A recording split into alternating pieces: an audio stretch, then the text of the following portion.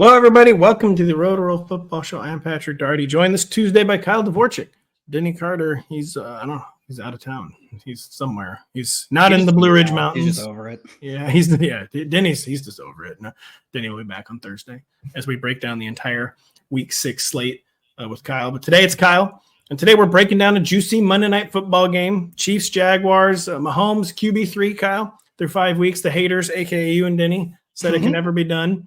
But we'll talk about that. We'll talk about Xavier Worthy. We'll talk about Trevor Lawrence having a good game. It was because of 2 rushing touchdowns, though. Big fantasy week. The Jerick McKinnon role. Brian Thomas Jr., Travis Hunter. But then we'll look forward to Thursday Night Football. Eagles at the Giants, only a 41.5 game total in this one. Saquon Barkley was looking questionable early in the week. Now it seems like he's going to play. A.J. Brown is highly questionable with hurt feelings, bruised ego. He's healthy, but boy, is he upset. Boy, is he upset that he's not getting the ball. We'll talk about that and just, whatever catches our fancy with the Thursday night game. But we would be remiss, Kyle, if we didn't begin the show with Omarion Hampton, because that was the biggest news. But we're going to talk about that in a minute, actually, because there's been even bigger news. A bomb dropped on the NFL landscape. No, yeah, as you said before the show, the Bengals are rearranging the deck chairs on the Titanic. And they have traded for, as I described him on social media, a traveling salesman, fantasy points con man, Joe Flacco, who had a really, really good con with the 2023 Browns. We're like, isn't this amazing? He came into town like the Music Man. I'm making the most dated reference imaginable, but look it up. Or the monorail, an even more dated reference from The Simpsons. Also look that up. He sold them a beautiful thing, happiness, hope, 5 games. He's like, everything's going to be great in the playoffs. And then he imploded and just left town, left in the middle of the night, left them with the bill. Then he tried the same act at the Colts last year. Didn't go as well. Tried the same act. Then again, they actually somehow brought him back to Cleveland. Listen, we'll give you another chance to build the monorail. This sounds so much funnier as you recount it.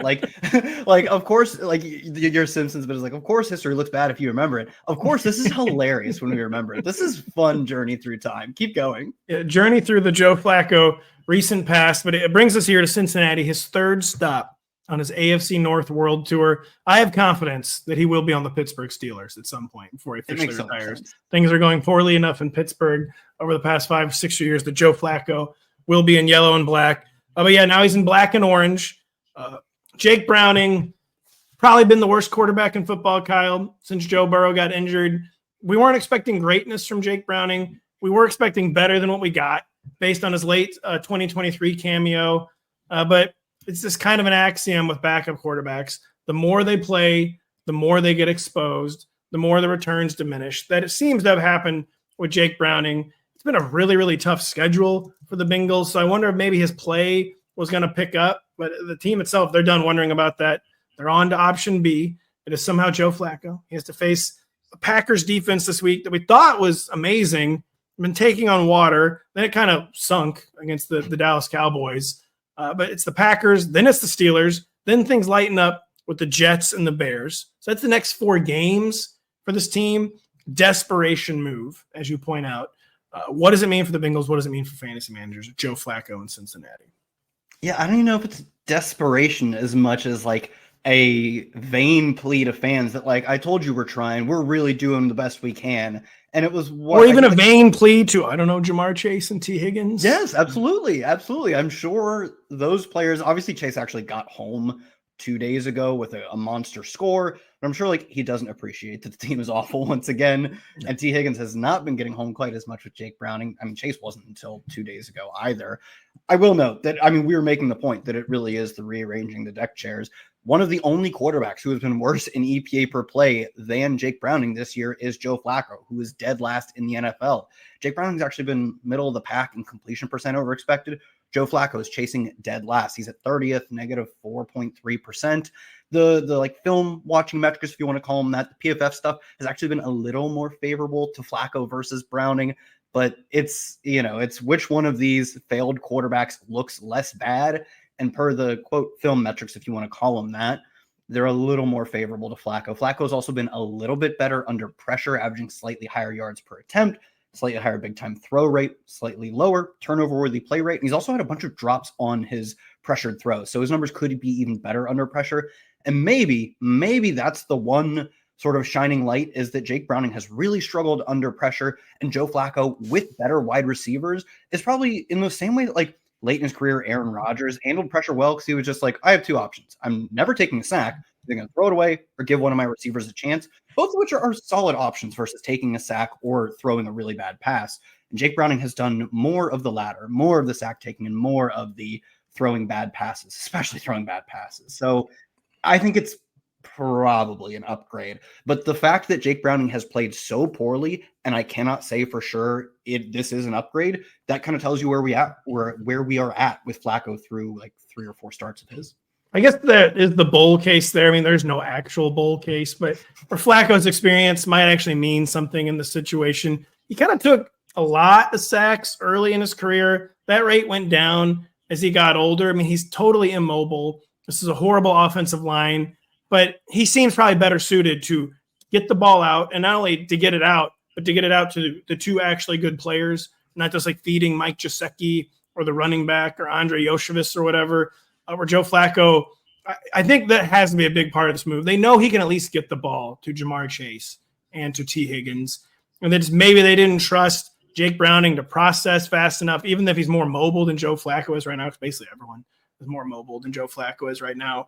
But this is probably just a bet that, yeah, like maybe not only will he get the ball to our top 2 weapons more easily, more often, but, maybe then the game won't go off the rails in the first and second quarter like it's been doing every single week.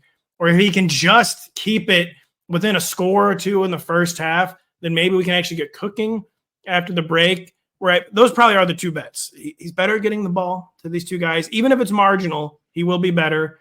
And that hopefully he's just not submarining the game from the opening whistle. And maybe that's like the charitable view for Flacco too. Why it went downhill in Indianapolis and went downhill in Cleveland this year. He wasn't playing with anyone like Jamar Chase and T. Higgins. Even in Indy last year, a few good receivers. And Michael Pittman was playing through a broken back. And maybe we kind of overrated the weapons he had at his disposal in those 2 previous stops. And maybe we will get yet another Joe Flacco revival now that he has an all-pro receiver and a Pro Bowl level receiver in T. Higgins.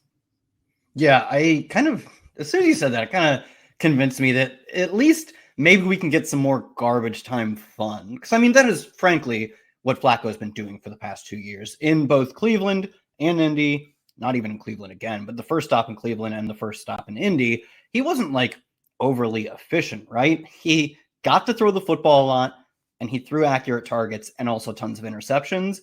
Frankly, the accurate targets portion of that equation is a little bit more than we can say for Jake Browning, who maybe throwing the ball a lot, and he pulled it together in the 4th quarter on Sunday. I don't know how real that even is, but largely has been dreadfully inaccurate. Among the bottom 5 or bottom 10 passers in terms of PFF accurate throw rate as well. Flacco, not that much better, but is marginally better and throwing to truly worse wide receivers. And as you get open more, it is easier to throw accurately to wide open receivers. So, you kind of sold me on this being a little bit more of this is a fantasy and bio trade, if anything. Like that is, frankly, that's all it is. Because I do not think it's an actual wins kind of trade. I'll just say this. Against the Green Bay Packers this week, will you start T. Higgins now? Most people are probably still starting him before. I think so. Like a desperation wide receiver 3. But yep. I guess we're not taking T. Higgins out. He was in the lineup before, even with Jake Browning. Joe Flacco, we'll talk about him more. Denny, I'm sure, will have a lot to say on Thursday when we break down Bengals Packers. But that's big news. The biggest news still in fantasy, at least with the most fallout, is Omarion Hampton's ankle injury. I actually don't know if it's a high ankle sprain, but when you go on injured reserve instantly, it's at least a high ankle sprain. Hopefully it's not a broken ankle. He's out the next 4 games. Really tough break for a player who got off to a slow start, had an unfortunate injury in his backfield that he was able to take advantage of. But now he's hurt. That's just life in the NFL. And life for fantasy managers is usually that there's someone like an obvious next man up. Like even if they're not good, like even in Arizona, we're like, whatever. They're telling us Michael Carter will be the early down guy. They're telling us Amari DiMercato will be the 3rd down back. I guess maybe it's somewhat similar with Hassan Haskins and Kamani Vidal in Los Angeles, Kyle, but neither of these players are very good. They've never been involved voluntarily in the offense, not someone they've looked to proactively get the ball to. Even last year, as Gus Edwards was struggling, J.K. Dobbins was struggling. Who should fantasy managers, if anyone, prioritize And what are realistic expectations for Hassan Haskins? I'm having trouble saying that name for some reason. And Kamani Vidal. Yeah, it actually, when you said it has some parallels to the Carter DeMercado situation, I think, and maybe this is a little bit of overconfidence, I actually think it has a lot of parallels to that. In that, as much as like we want Kamani Vidal, last week it was Amari DeMercado, to be the gut reaction, I think this is the player. I think it is more logical and more probable that that player ends up being Hassan Haskins, which was revealed to be Michael Carter last week. Haskins, he outcarried, it's a small sample, it doesn't mean much, but he did outcarry Kamani Vidal 5-4 last week. Vidal was out there playing with like Trey Lance at the end of a clearly lost game. And maybe most important, I think this is the most obvious data point, is they cut Kamani Vidal didn't make the 53-man roster at the end of training camp and kept Hassan Haskins over him. Like you said, I think in a VOD recorded, they exposed Kamani Vidal to waivers or to being later poached off of their practice squad. You do not value that player, I mean, really much at all. If you are saying like, yeah, if someone else takes you, it just means nothing to us. They kept Haskins over him. I still think it is not 100% clear that Haskins is the lead back, but if you're making me bet, all of the signs, including the fact that he played under Jim Harbaugh at Michigan, he was not bad at Michigan either, Haskins that is, all the signs point to Hassan Haskins for me, at least as far as leading the team in carries goes. I do think Kamani Vidal will see some carries. I think he'll probably be the top back on passing downs, but for fantasy purposes, that does make him the DeMercado parallel. And one, DeMercado didn't get home last week. He would have if he didn't drop that, 70-some yard, should have been touchdown at the 1 yard line, but also he had like just a handful of touches. And I do think Kamani Vidal's role is largely based on snaps and not touches. And Haskins is the opposite. Maybe he doesn't get more than a 40% snap share, but all of his snaps are just banging between the tackles. Yeah, it's probably back to how that backfield looked last year, where the early down touches are really just like part of a larger game plan where they're not actually expecting like big gains to come out of this. Mm-hmm. It's just like the setup to play afterwards or whatever. Where you've got to have some filler plays in there. Not every play can be a fun play. Or the run is just like kind of the necessary evil to keep the script moving, to hopefully churn up 2 or 3 yards to make it like a 2nd and 7, a 2nd and 6. Where they're not about, it's not about being a staple of the offense anymore. And in these situations, you just try to look to like, what can I project like at all here? We can probably safely project if there's going to be a goal line back, it'll be Hassan Haskins. Yep. That's probably the number one thing to cling to. We think we can project Kamani Vidal being the pass catcher, but we're probably just also projecting in an offense that has 2 of the better easy button targets in the NFL, Keenan Allen, Ladd McConkey. Probably not going to be a ton of checkdowns to Kamani Vidal. Again, a guy who didn't even begin the year on the team. So the safest role projection just feels like Hassan Haskins getting some touchdown opportunities. And if you're down Omarion Hampton in fantasy, you're hurting really, really bad. But Hassan Haskins, probably the ad there, Kyle. I guess, did we put that one to bed? Yeah, I'm spending like $250 some on Fab in my FFPC team because we had Hampton and we were a juggernaut, and this did not feel fun. This was, like you said, this is just part of the game of football. And I do think, much like Carter last week, if you're out a starting running back, whether it be this week, obviously it's Hampton, it could have been a different running back a different week. Like, you only get so many chances, especially with Hampton on IR, guaranteed to miss 4 games. There's a decent chance we get 4 starting 2 down roles for Haskins. Like, you don't find much better bets than that off the waiver wire at running back this far into the season. So I think he kind of has to be prioritized. Maybe a 25% Fab outlay. This is not a empty the clip because it's bad. Like, you want to always just do the 1-for-1 replacement, but there's going to be better waiver wire running back additions. And Hassan Haskins is just going to be a Band-Aid, whether you are a Hampton manager or not. So this is not like a 60, 70% Fab outlay. This is like 25, 30%, which, still meaningful. But Hassan Haskins is not going to be a killer app off the waiver wire. We'll be right back after this to break down Monday Night Football. Powerhouses collide on Sunday night when Jared Goff and the Lions face Patrick Mahomes and the Chiefs. Tune in to NBC and Peacock at 7 p.m. Eastern as we lead you up to kickoff at Arrowhead Stadium. Chiefs back in prime time, this time on the only network that counts, NBC, the National Broadcasting Corporation. They'll be on a short week, coming off a road matchup, a tough road loss to the Jacksonville Jaguars, where, to be frank, Kyle, the Jags won that game the way the 2024 Chiefs would have won a game. Like, he fell. And, wow, they're going to lose because he fell. No, wait a minute. He got up. Now he fell again. But now he got up again. He's running the end. Chris Jones is just standing there for some reason. Yep. One of the best defensive players in football just quit on the play, and Trevor Lawrence is in for the game-winning touchdown. That is a very 2024 Chiefs coded victory. Well, speaking of Chiefs coded, the other team double time outed for a penalty that set them back farther from a potential Hail Mary. The other team is giving up play after play after play when they were going to win. Yeah, I totally agree. That's unfortunately a good way to put it for these Chiefs and Jags. The Chiefs were 10-0 in one-score games last year. They're now 0-3 in one-score games this year. I mean, the good news is if you're a Chiefs fan, they're having some regression to the mean, but they just look like the same Chiefs to me. They're probably going to be fine. We'll get to the Chiefs in a minute, though, because if there were fantasy takeaways from this game, or there Brian Thomas Jr. and Travis Hunter both had their best outputs of the season. The bad news is, though, the best output for Brian Thomas Jr. is 80 yards. The best output for Travis Hunter is 64 yards. Most of that was on a 40-yard catch and run, too, so one play. We're looking for anything to cling to with these Jaguars receivers. Did we get it on Monday night, Kyle? With Travis Hunter, I'll say probably not. He's running 70+% of the routes in back-to-back games, which if he was really efficient, that would be really good. It'd be good enough at least, right? It's not a full-time starting role, but it's close to it. But he's not earning targets at a high per-route clip at all this year. And I think there are plenty of reasons for that to be the case. Obviously, the fact that he is a two-way player is maybe taking more of a toll on his body. He's gotten kind of dinged up in back-to-back games as well. Just taking more of a toll on his body than maybe we expected coming out of college. And even more importantly, there are a handful of plays every single game where Trevor Lawrence is audibling at the line, calling different routes out, I would assume.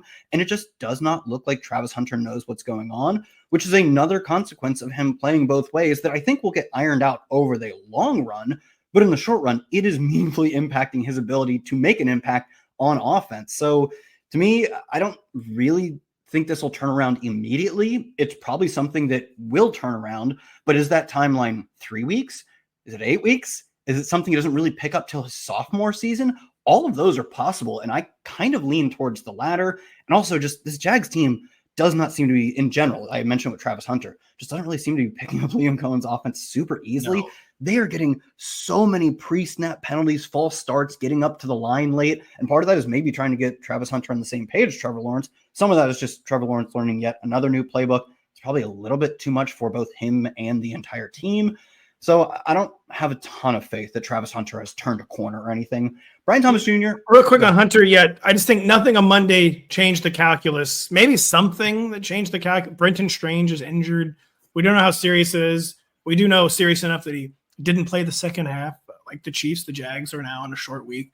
Maybe that could lead to more easy button desperation for the Jags. But to your points, I don't think they're going to want to throw another variable in there with Travis Hunter, who's already dealing with so many different variables. So I wouldn't view any Brenton Strange injury as a potential avenue to more Travis Hunter targets. I mean, other than the targets are now available. But yeah, Brian Thomas Jr., tell us something good. We need something good, Kyle. I mean, I think he has played meaningfully better over the past 2 games than he did over the first 3. He had at least one drop in the first 3 games, each of the first 3 games to start the year. He was one of 8 uncontested targets. He was not coming down with any of the physical need to have it kind of catches, where he is truly a beast of a guy. His combine metrics are 99.9th percentile. He is a freak of an athlete. And he just was not playing like that, kind of in the way that Marv has kind of struggled to leverage his physical acumen to on-field play. He's kind of playing like that to start the year. Over the past 2 weeks, it has been both his highest graded and second highest graded game by PFF as a receiver. No drops over the past 2 weeks, 2 of 3 uncontested targets. Not earning elite volume around that 24% target share over the past 2 weeks, but that is a good number. And we've seen him earn extreme target shares in the past. So I think he's probably put his worst stretch of football behind him. And if you compare that with maybe push towards a 30% target share, still strikes me as someone who scores more points per game, say from week 6 onward than he did in weeks 1 through 5. But I just, 2 minutes ago, I just mentioned all of the flaws of the offense. I don't know how quickly or if at all those flaws will be fixed. I mean, namely Trevor Lawrence, it was fun last night. He scored 2 rushing touchdowns, the goofiest of all rushing touchdowns for the second. And the throw to Brian Thomas, like you said, it all came on one big play for Travis Hunter. A lot of it came on one big throw to Brian Thomas as well.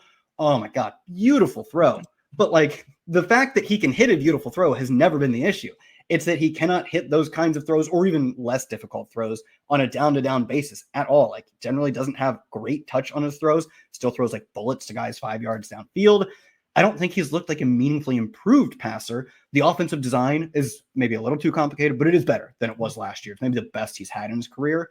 But Trevor is still part of the issue. The offense being a little too complicated, maybe, still part of the issue. And Brian Thomas not commanding elite target shares, still part of the issue. There are a lot of things that need to get fixed, even if I totally think he is trending in the right direction.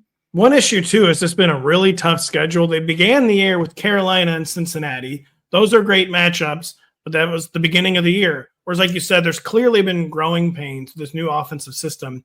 The two best matchups come when they're the least familiar with the offense and trying to kind of learn on the fly. Then it's kind of in the pain train. Houston, San Francisco, a team that's taken on defensive water, but still a really smart coaching staff, still a lot of impact players. It was on the road. Same deal with the Chiefs. You know, maybe not like a truly elite defense, but a well above average defense still. Extremely well coached, too, much like the 49ers defenses. I think like Robert Saleh is probably one of the best DCs in the league. Did nothing wrong in New York, by the way. Moving on. And then, so just real tough matchups. That's continuing, though, with Seattle this week, then the Rams. Then they have a bye. Then they come out against the Raiders. Raiders, their defense is not their weakness, so it's not like a pushover matchup. Then it's Houston again. Then it's the Chargers, where injuries have been getting biblical for the Chargers, but talk about another well-organized, well-coached team. Finally, it begins to let up with the Cardinals, Titans, Colts, Jets. We're talking around Thanksgiving then. Once you've hit 11th place in your league, you've really solidified a non-playoff berth. You really start to get momentum going with BTJ. So just a lot of stuff that's not going right for BTJ that might not, as you said, turn around in a fortnight, Kyle, or even one weekend, but it was a sign of progress. It has to get better. I mean, I feel like it just has to get better, but I got him ranked as a low-end wide receiver 2 this week, which it feels reactionary. Well, I don't know. You got to react. That's what he's been. He doesn't have a touchdown except for a fluke rushing score in week 1. This is what Brian, he's still in lineups, but he's still falling down the ranks. He needs to show us more to rise back up. So, yeah, Patrick Mahomes led the Chiefs in rushing again on Monday night, Kyle. We love in fantasy. Against the QB3 by average points through 5 weeks. So the fantasy renaissance has been happening for Mahomes. We'll maybe talk about that a little more in just a second. But is Brashard Smith finally reviving the Jerick McKinnon role? Second week in a row where he's pretty involved as a pass catcher. I think he lost another catch, too, to a penalty or something. I believe he's caught at least 3 balls in back-to-back weeks, Kyle. He has. In fact, I just confirmed that. Is the Jerick McKinnon role coming back into our lives, a.k.a. maybe making Brashard Smith PPR relevant? Yeah, I don't really think so. Not yet, at least. I mean, last night was a legit shootout in which, sure, he catches 3 passes, which is, it's not really fantasy viable, but it's at least something to hang your hat on. Only sees 1 carry, though. He plays just 6 snaps. He played just as many snaps on special teams. And for reference, the Jerick McKinnon role in Jerick McKinnon's final season with the Chiefs was 30 snaps per game. 5 times as many snaps as we saw with Brashard Smith last night. Brashard Smith's snap share actually plummeted from week 4 to week 5. I just don't think they're willing to commit to him in the McKinnon role. They're continually toying with like, oh, what if we did this in a few weeks and we prep him for it? But it just seems like they're not willing to fully dip their toes into the waters of him playing what should be a valuable role and what he should be perfectly fit for. Take the McKinnon waters. Take the McKinnon waters. Please. Like, he looks explosive when he touches the ball. He's a really good, I mean, he's a former wide receiver. You would expect him to be a good pass catcher out of the backfield, but they have not shown us enough of him playing that role for it to be anything fantasy relevant other than he's a fun bench stash. Kyle, have you ever heard the phrase "take the waters"? By the way, no. Is this a war book you're reading? It is an arcane, old-fashioned reference. It's not from anything I've read recently, but it is very old-fashioned. I believe it means like to partake in like the healing qualities of like a mineral bath or something like that. But it's about healing. Take the Jerick McKinnon waters with Brashard Smith. We are begging you. This Chiefs backfield. I mean, there's a lot of not fun backfields to rank this year, but I'm doing the rankings, and we take the rankings very seriously. I've been our main rankings guy like almost 15 years now. Like, you agonize over stuff that you probably shouldn't even agonize over. Like, what the Chiefs backfield is just one thing. I'm like, listen, I wish I could just put in the article like I am guessing when I rank Kareem and Isaiah Pacheco. Like, you tell me what to go on here. I'm all ears. Like, it's just such a awful backfield. Talk about it. They need to make a trade, man. They need to make a backfield. I seriously just think you agree with me. They just need to play Brashard Smith more. Like, Let him play 40% of the snaps. See what happens. It can't be worse than what we're getting right now. But like you said, I don't know that they want to do that. Maybe a trade is a better outcome. I mean, Breece Hall is like a 1,500 yard from scrimmage player on this team in 10 games. Well, I hope it's not like Alvin Kamara, because that might be. I know. There's no way Mickey Loomis trades his favorite child, though. Like, and I think they just extended him middle of last year too. It would obviously. We talked about this on Monday. Teams never make the trades they should, and that is a trade that they're never making. I don't think. Maybe Kansas City Chiefs. I don't know. Giving Rico Dowdle $3 million instead of giving Elijah Mitchell $1 million. I think maybe they gave Elijah Mitchell $1.5 million. Can't even get on the field.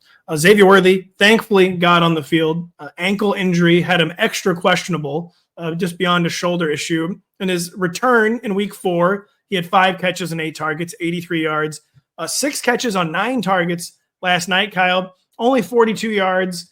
He did re-injure his ankle at some point. He didn't miss any time. He limped off the field, kind of like looked a little like solemn on the sideline, but then immediately checked. It looked bad. He stayed down and looked hurt, and I was impressed that he gutted it out. But 17 targets in 2 games since returning. Rashee Rice only out 1 more game. It's the Detroit Lions this week, though. We hope it's a shootout. Temperature check on Xavier Worthy. Also temperature check on Tyquan Thornton, who, as you know, I've been speculating, like, even with these guys coming back, I kind of think Tyquan Thornton maybe has just carved out his own individual role that is not affected by Xavier Worthy or Rashee Rice. Give us your take on Xavier Worthy, then give us your take on Tyquan Thornton.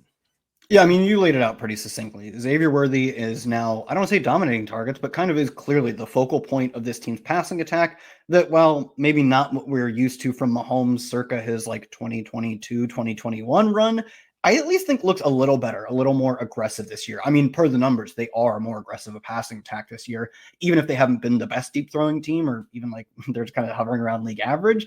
They are trying and are not as bad as they were last year, which are all improvements. And as of right now, Xavier Worthy is really their only meaningfully talented receiver. Like Hollywood Brown and Juju Smith-Schuster are snap eaters. Frankly, Tyquan Thornton might be better than those guys. At least he fills a role. He's better. Well. He really is better because they've just wanted a deep ball role player for a while. And they couldn't find anyone. Tyquan Thornton, it's kind of like the Xavier Worthy thing last year. He's not connecting on a lot of them, but he actually is connecting on some of them, he being Patrick Mahomes. Or that's where I kind of think Tyquan Thornton, what he's got going on has nothing to do, I feel like, with Xavier Worthy or Rashee Rice at this point.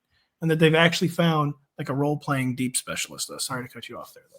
Yeah, for fantasy, I don't think his role is really that relevant. He ran just half the snaps last night, a 13% target share. That is not a player who is really even worth rostering. But I do think it makes more sense for the Chiefs in terms of like he's a better real-life player. He truly is the classic better in real life than he is in fantasy. And what he's done for I would say, too, he just might be worth rostering in like the MVS spirit where like, listen, as a wide receiver 5 on my team, I don't ever want to play him. But I'm already in several leagues with injury apocalypses, as I'm sure you are.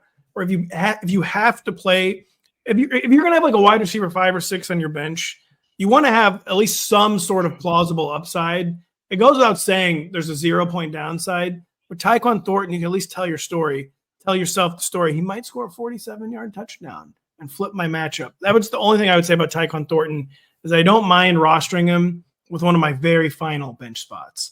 But this week especially, like we should get a shootout. Like God willing, we get a really fun shootout with the Lions. And even if he is only running half of the routes, which is probably what's going to happen, even if he's only getting a 15% target share, this is the one week where that 15% could be 15% of a pretty big number if they're playing in a back and forth game, in a game in which they're throwing as aggressively as they can. I don't think he's even like a wide receiver 5 in almost any week because he literally just doesn't get targets and runs half the routes. But this isn't any other week. It's a 51.5 point total per producer Adam. Like that is a fun game. So in Showdown, he's a fun play. In season long, he is a viable play, maybe for the last time, especially with Rashee Rice coming back, but he truly is viable this week. And the fact that he's running half the routes has also dropped Hollywood Brown to almost exactly half the routes as well. Hollywood Brown, like I said, I just don't even know that Hollywood Brown is better, and he's certainly not higher ceiling than Tyquan Thornton at this point. So I think Brown is somehow less playable. You know how we know the Chiefs are back in fantasy football because there's no way even this game total would have been 48.5 last year. Mm-hmm. Which you know is high. Under instantly. The first snap, like, and we're going under here. 48.5, that's high. That's by any reasonable standard, that's high. But when you have Patrick Mahomes, these kind of games need to be over 50. Not just 50.5, frankly. They need to be 51.5. They need to be 52.5. Yes. So even 51.5, I would say we need another point before we declare the Chiefs truly back. But 51.5, like we're headed in the right direction. Finally. We are. At some point, I don't know, maybe a 54.5 even. These are things that used to happen. Those were the days. I know. These are things that actually used to get happen. all of the fans out of the stadiums, practice in bubbles. Let's get 55-point totals, 56-point totals. That's right. So Mahomes, he is QB what going forward? As I told you, by average weekly fantasy points right now, he's the QB3. What would you call him in a vacuum going forward at quarterback? I put QB5. I could have gone QB4. I don't think I'd go QB3. I think maybe an argument for QB6, but truly in the worst you can say is a top half QB1. And the best you could say is a top 3. I mean, he is quite literally producing as a top 3 fantasy quarterback. I think some of the rushing production is a little unstable in that it's truly the best rushing season of his career so far. He has 3 games of 50 plus rushing yards and a touchdown. He has 4 such games in his entire regular season career. Wow. His first, 5th, and 7th most rushing yards in a regular season game have all come this year in the first 5 games of the season. I do think he is playing that sort of desperation playoff style that he does in the playoffs almost every single year. I don't think that will stay. And even as the passing game gets better, the passing game won't get better in a way that offsets the loss of rushing production because rushing production is more valuable for fantasy. I do think, though, the passing game should get better and he'll at least make up for probably some loss. Like he's not averaging 40 yards a game or whatever going forward. So if the passing game gets better, it means a loss in rushing production probably sends him from QB3 to QB5 or 6. But the only way he loses the rushing production is if the passing game gets better. So there's kind of a number of different ways for him to get home for fantasy purposes specifically. All right. So real quick then, rest of season, not including buys or whatever. So Sure, think points per game.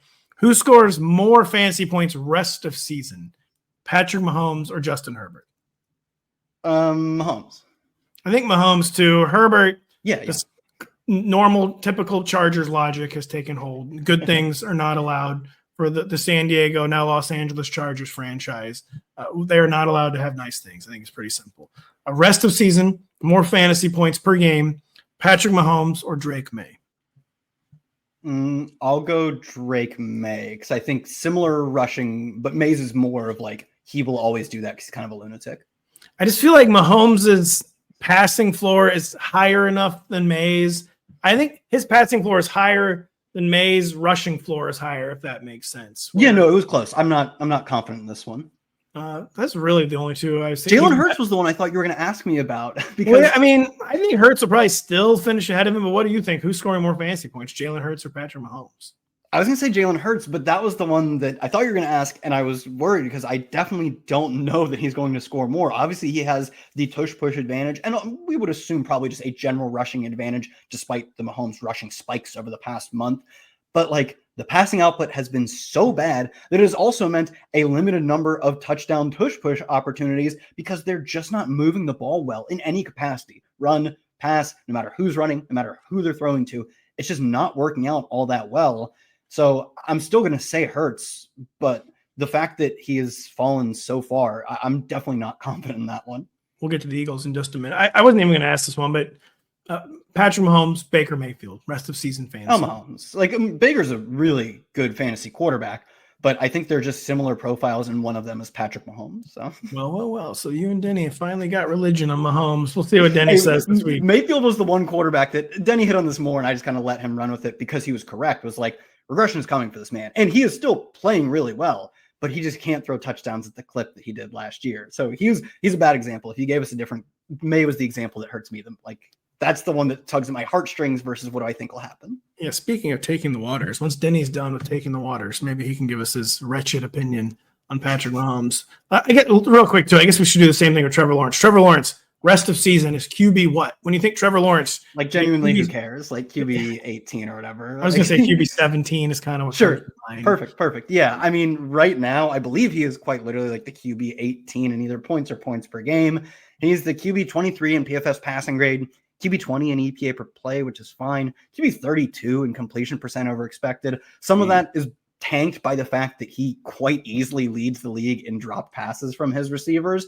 But I don't think it completely papers over the fact that he's played the same mid style of football he's played every single year since his rookie season, which was actually terrible. But like I said this, I think earlier, I just don't think he looks like that much of an improved player. It just looks like the bells and whistles around him have improved, which is good for him. It's still helpful, but it doesn't make him anything resembling a QB1. Congrats on the 2 rushing touchdowns and the good fantasy day, but that is not stable. What is stable is the fact that he is the 20th best quarterback in the NFL, and I think he'll probably just score like that going forward with maybe a slight advantage from rushing.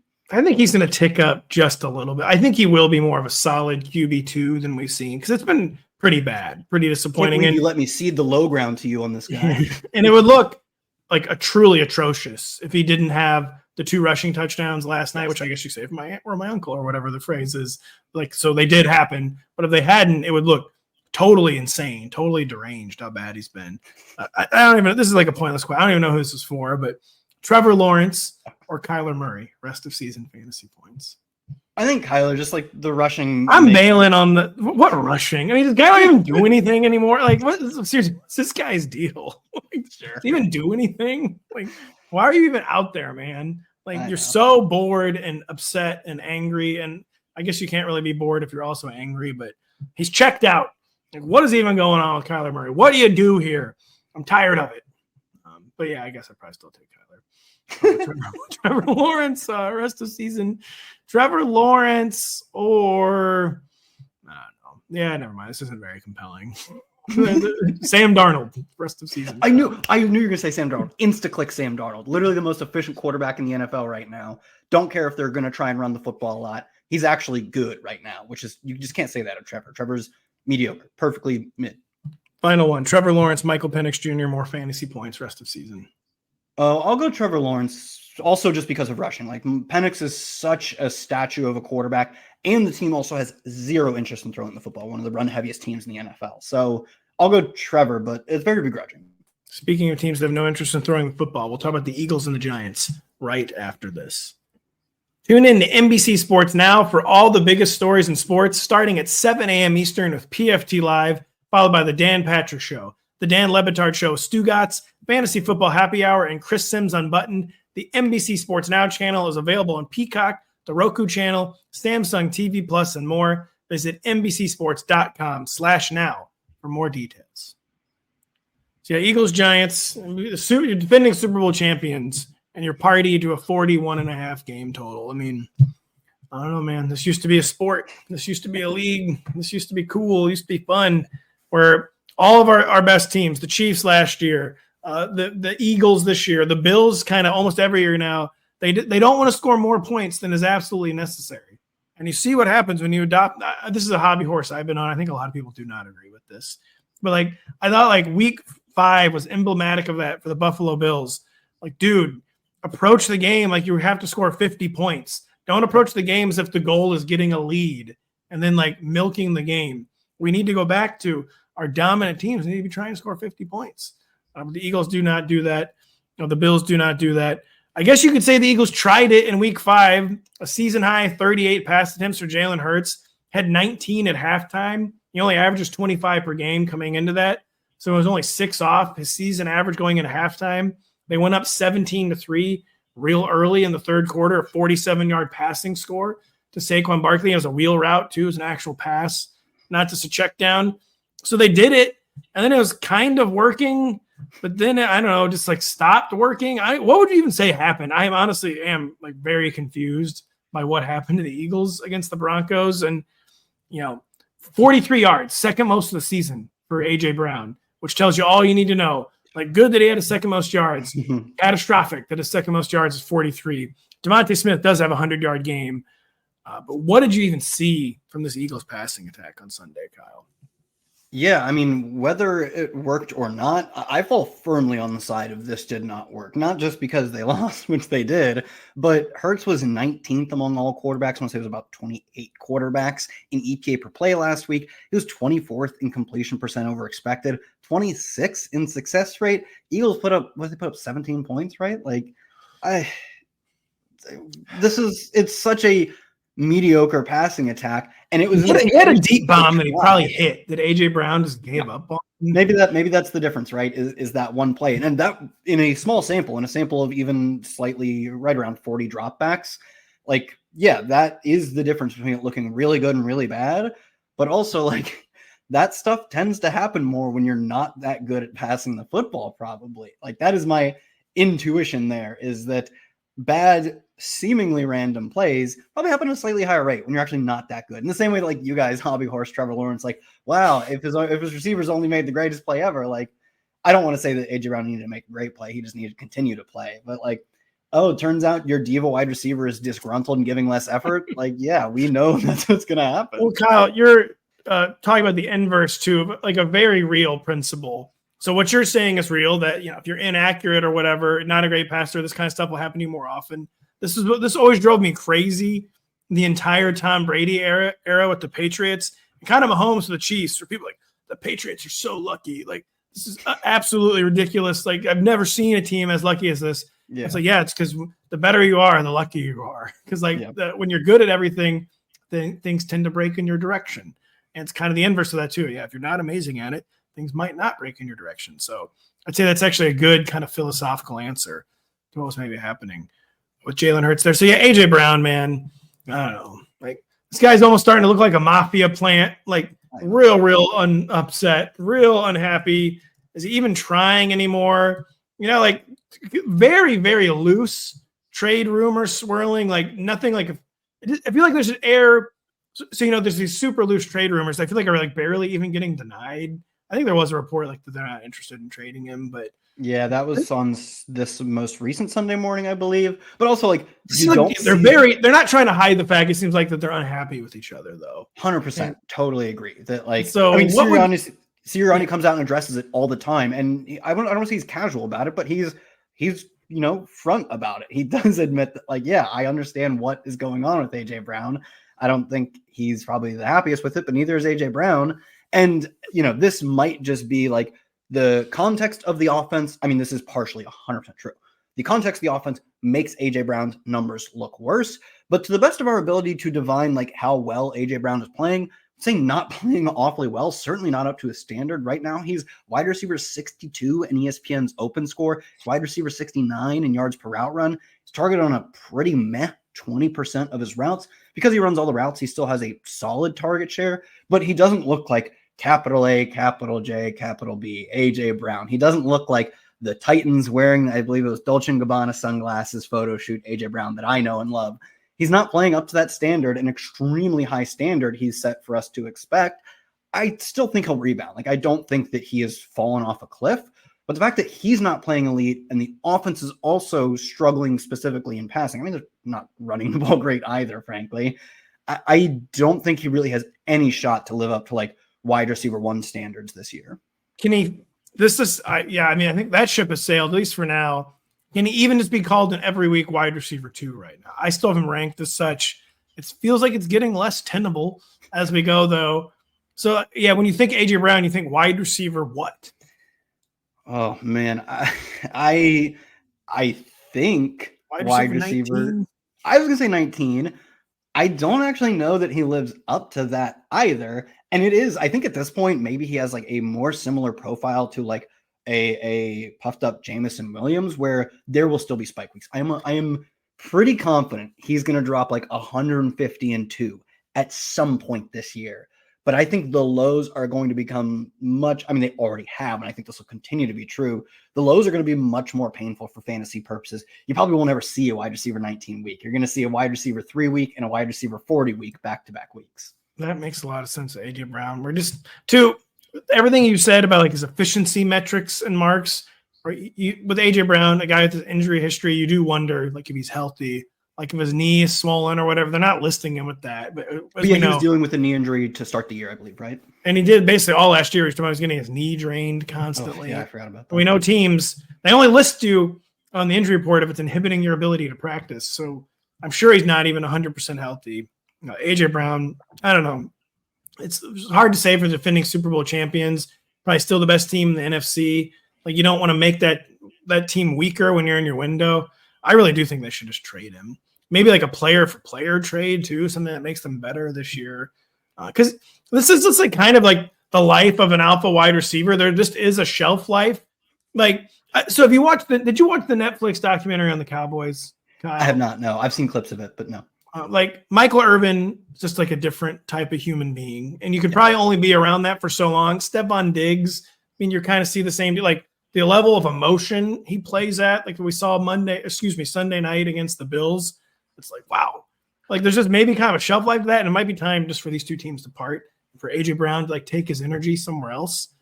But they're a Super Bowl contender. They probably won't do that. Saquon Barkley is expected to play after he's missed some time with a knee injury earlier this week, Kyle, but he hasn't had any big 20-yard runs on the ground. Hadn't had a single 20-yard gain all year till the aforementioned 47-yard wheel route touchdown. What's going on with him? The Giants defense, real bad on the ground, pretty solid through the air. What's the Saquon Barkley lay of the land for week 6? Yeah, I think Saquon Barkley is probably the best running back in the NFL in ideal conditions. I mean, the fact that he was pretty inefficient for like a large portion of his Giants career, and then he gets in a really good situation and is immediately the most efficient player in the NFL on the ground, or maybe second most, depending on how you cut it, kind of tells us that's true. He is the epitome of a high volume but boom bust runner, seeks the home run more than most players who can push for 400 touches. And now the offensive line is playing a little bit worse. The passing game is less of a threat than we've seen in years for this team. I think it's making just a lot harder for him to hit these 20, 40-yard carries. Do I think he's done hitting them? Absolutely not. And I do think he is more likely to bounce back consistently, where like this is maybe not an aberration, but it's the low point for him versus AJ Brown, where we're like, we're gonna have this conversation again. Even if he pops for 150 this week, we might have this exact same conversation in a month. I do think that we're probably less likely to be doing that with Saquon Barkley. As far as his backups go, Tank Bigsby, who they traded for, I think, right after week 1, has not played an offensive snap. They actually did just trade for him for kick returning duties, which he's kind of good at, I guess. Will Shipley returned 2 weeks ago, I believe, and has been splitting almost evenly the backup snaps with A.J. Dillon. On the very off chance that Saquon Barkley doesn't play, this is the Thursday night game, right? So it is a short week. Things could get weird. I think we'd be very likely to see Will Shipley as the number 1 back, and A.J. Dillon, I don't even know if we'd see 1B. They really did seem to like Will Shipley during the offseason, talking him up pretty consistently. It wouldn't be a true one-for-one replacement of the Barkley workload, but I do think Shipley would be like a high-end RB2 if this week or any week Saquon misses. And so, yeah, maybe this week Shipley will get a little more run than usual too. Short week, banged up. But this week's a pretty important, interesting way station for Saquon Barkley. I feel like we're short week against a bad run defense. Like it's time. It's time. Only 6 carries. That was weird against the Broncos. Everything was weird about that Eagles game on Sunday. It's kind of an important game for Saquon Barkley, even with the health concerns. Do we trust the Cam Skattebo process, Kyle, where the process is he's going to get a lot of work, and then you hope the result is a lot of fantasy points. He's been getting a lot of work. He has not been getting a lot of fantasy points. Tyrone Tracy is practicing this week with a shoulder injury. Still might not play. Are we still trusting the Cam Skattebo process where it's almost working, but it's just not quite getting? Yeah, in the past 3 weeks, Cam Skattebo is the RB4 in expected fantasy points. He is the 7th worst running back over that stretch in fantasy points over expectation, which is to say he is pretty meaningfully underperforming just the baseline of what we'd expect from his role. He still at least has a solid PPR-based floor because even when they're losing, they're throwing to him. He's a good pass catcher. He's a really good pass catcher in college. I do think that like even the last time we saw Tyrone Tracy before he went down with the shoulder injury, up to that point in the game, I want to say it was like a 7-2 carry lead over Cam Skattebo. They were forced to play Cam Skattebo more. I don't think it was a very clear choice on their part. I don't think Cam Skattebo had fully forced the issue in their mind. I think he had in the way he had played, but I don't think they were fully throwing in the towel on Tracy yet as of the last time we saw him. It's a short week. He's coming off of an injury that could have and maybe still sidelines him for longer than just this game. I think this is a spot where he probably doesn't get a ton of run, even if they want him to. But in the next few weeks after that, if Cam Skattebo keeps getting bottled up, I do think there's a potential for this to re-devolve into a committee. Yeah, it's just that is what it boils down to, where Cam Skattebo could have run away with this job. Maybe he still will if he has a good performance against a tough defense like the Eagles on a short week. But this is kind of a classic. He's not taking the job and running with it. He's not taking the opportunity and burying a guy who probably could have been buried. Tyrone Tracy, even if they want it to be a two-back backfield, he's not a guy. If Cam Skattebo were playing so well that they couldn't play Tyrone Tracy, I don't think they'd be upset. But that just hasn't happened. Yeah. Maybe it will on Thursday. But Cam Skattebo not quite getting what he needed to do. Final bullet point, conversation point here, Kyle. His first game without Malik Nabers for the Giants on Sunday against the Saints. No one really did anything cool unless you count Theo Johnson scoring 2 touchdowns. Is it Theo Johnson season? Is Wan'Dale Robinson season canceled? Darius Slayton's season is canceled. Pretty rough game, but he's just always a rough, frustrating player.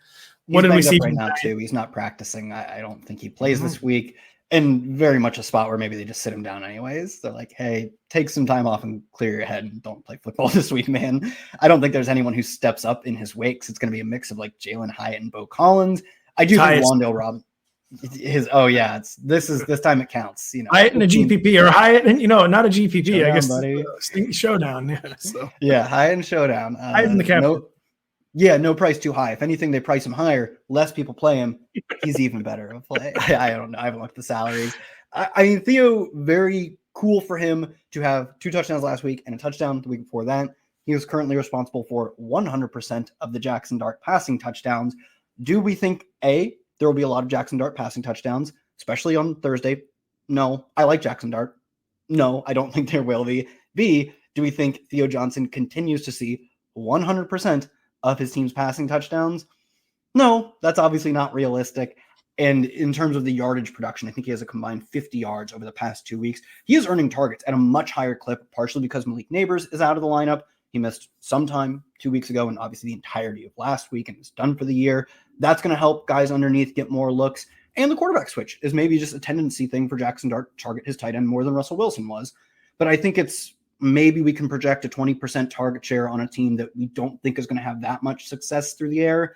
He's still just a tight end too, but at least he's gone from completely unviable in fantasy to a legit streaming option.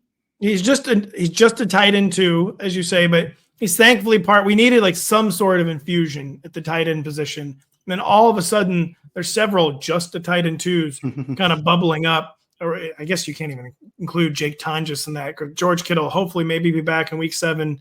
But Theo Johnson's bubbling up. Of course, Darren Waller has bubbled up. Mason Taylor up for the Jets. Taysom Hill even back and getting the ball and running. Yeah. AJ Barner scoring a few touchdowns. I mean, heck, even Gunnar Helm got on the field last week. Not anywhere close to the top 24 mix right now, but a position that badly needed a talent and this production infusion, maybe actually getting it. Theo Johnson at the vanguard of that. Evan Ingram too. Evan Ingram, he's back. He's back.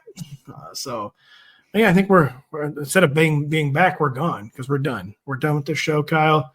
10 facts up on the website right now, I take it? Or is it, that publishes on Tuesday, right? Am I imagining that? It does, but I was busy this morning. So by the time you listen to this, it should be up. If you are watching live somehow, no. By the time you're listening, 10 facts will be up. Waiver Wired is, of course, up before waivers runs on Tuesday evening. Denny Carter is going to be back on Wednesday along with his regression files. He'll be back on Thursday as we preview the entire Week 6 slate. We'll be doing that after I post my rankings. So for Kyle, I'm Pat. Thanks for listening today. Please listen to us in 48 hours. Hi, I'm Mike Tirico, and thanks for watching. Make sure to hit subscribe for the latest news and highlights from NBC Sports.